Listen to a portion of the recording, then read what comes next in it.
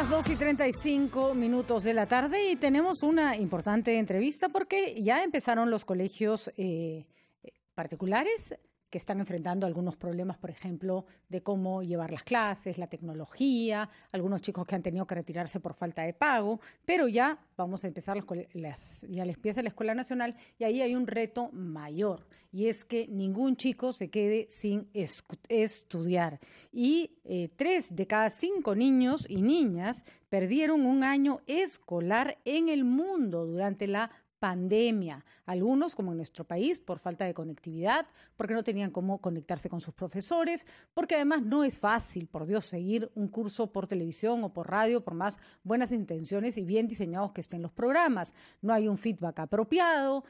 Bueno, podríamos contar muchísimas más razones, pero mejor dejemos que Ana de Mendoza, representante de UNICEF en el Perú, nos ayude a comprender la complejidad de lo que está pasando no solo aquí, en el mundo entero, y cuáles son los retos que enfrentamos para solucionarlo. ¿Cómo estás, Ana? Qué gusto conversar contigo después de tanto tiempo.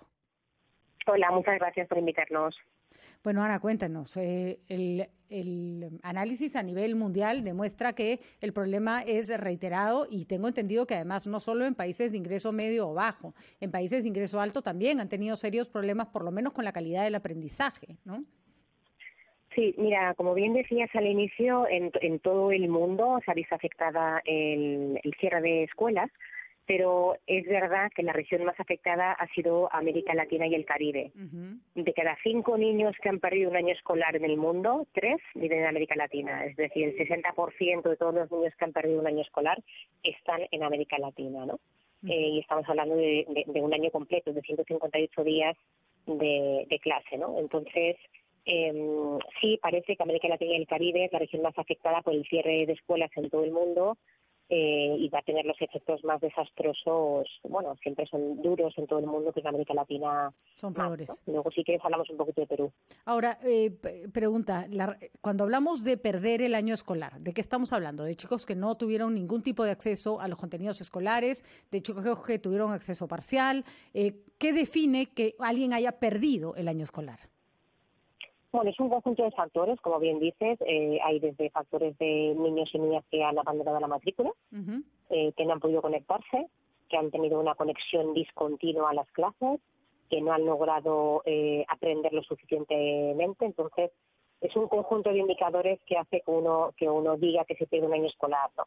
Cuando hablamos de deserción, dijéramos, o alumnos que han interrumpido los estudios, sí tenemos datos muy concretos. En Perú, bueno, el año pasado unos 250.000 niños y niñas interrumpieron sus estudios a nivel público y a nivel privado. Uh-huh. Algunos porque no pudieron acceder a ninguna estrategia de educación, algunos porque dejaron de mantener el contacto en algún momento del año, uh-huh. Y unos 72.000 porque se matricularon pero nunca en todo el año ingresaron a ninguna clase.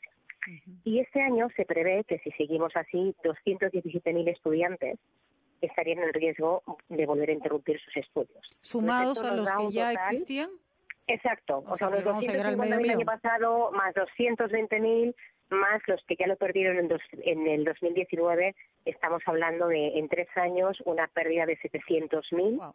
Niños, niñas y adolescentes, lo cual es un drama porque Perú realmente ha hecho un esfuerzo muy fuerte en lograr una matrícula de primaria, pero sobre todo de secundaria cada vez más elevada. Y como todos sabemos, una vez que los chicos y chicas salen de la escuela, sobre todo en la secundaria, es muy difícil volver a reingresarlos, ¿no? Por supuesto.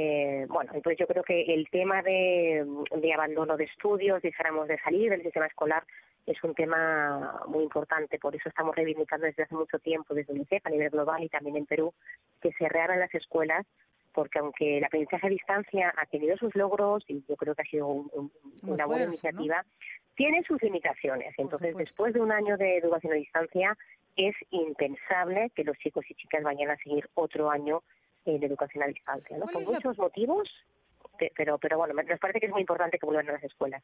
¿Qué propuestas tiene UNICEF? He estado viendo, por ejemplo, que en aquellos países donde ya regresaron a la escuela, lo primero que han detectado es que dentro de una clase cerrada el peligro de contagio es altísimo, que si las clases salen al aire libre, ya sé que no es tan sencillo, pero tampoco es el fin del mundo, por lo menos en ciertas regiones del Perú no tenemos climas extremos, ¿no es cierto?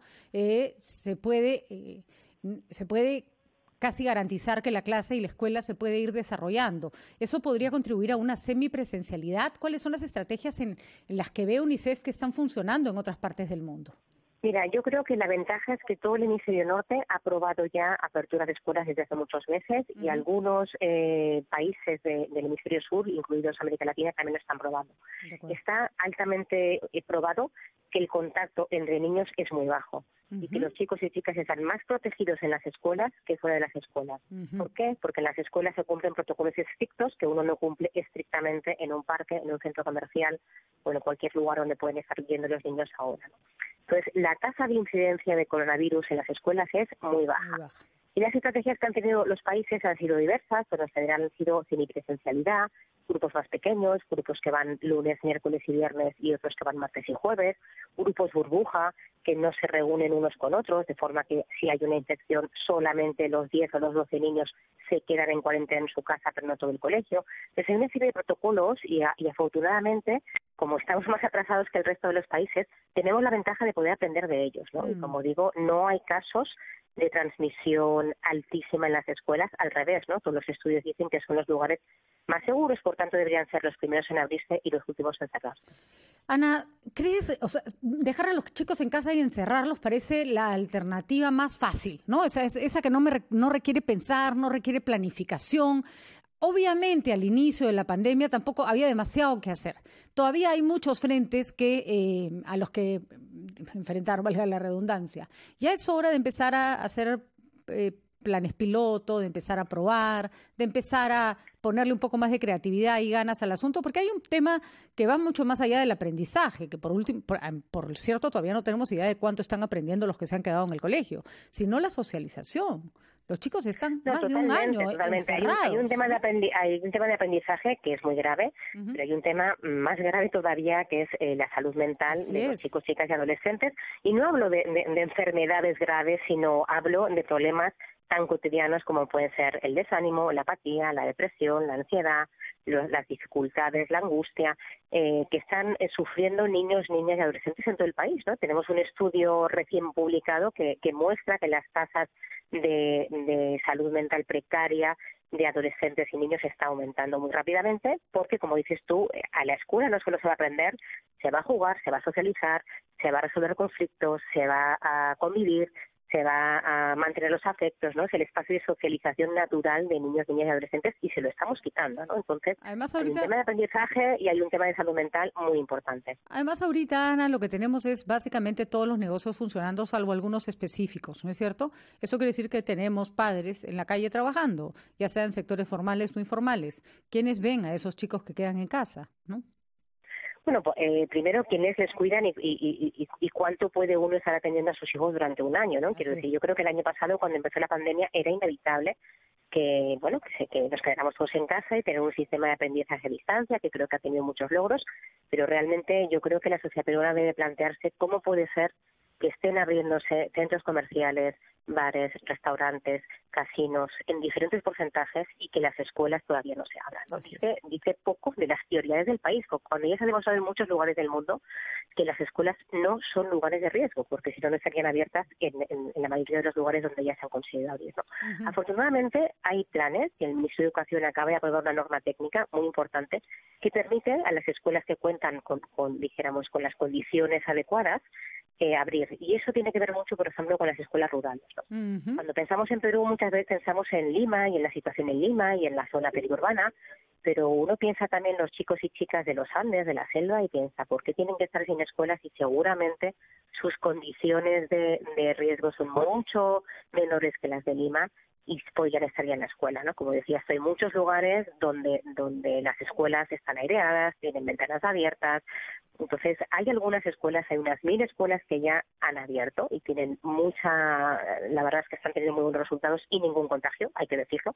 Entonces, animamos a que las escuelas rurales empiecen a abrir ya lo antes posible, porque además los niños en situación de ruralidad y ruralidad, dijéramos, más distante, son los que están en una situación más vulnerabilidad de abandonar la escuela y de perder los logros de aprendizaje. Entonces, comencemos con las escuelas rurales y después sigamos con el resto del país, ¿no? No tomar medidas generales y verticales, Exacto, porque la realidad es muy diversa, ¿no? Y realmente estamos cercenando el derecho a la educación de un montón, millones de niños en el Perú, porque quizá en un barrio concreto de Lima las condiciones no son óptimas, pero no es la realidad de todo el país, ¿no? Curioso, entonces yo creo que esta norma me parece que va a ser muy importante, y hay un plan de regreso a las escuelas que hemos venido apoyando tanto UNESCO, Banco Mundial, el BID y UNICEF en el marco de la coalición por la educación, que marca ese protocolo y marca esas tomas de decisiones que tienen que empezar a tomar en todos los niveles, ¿no? No solo el Ministro de Educación, también gobernadores, directores de escuelas, familias.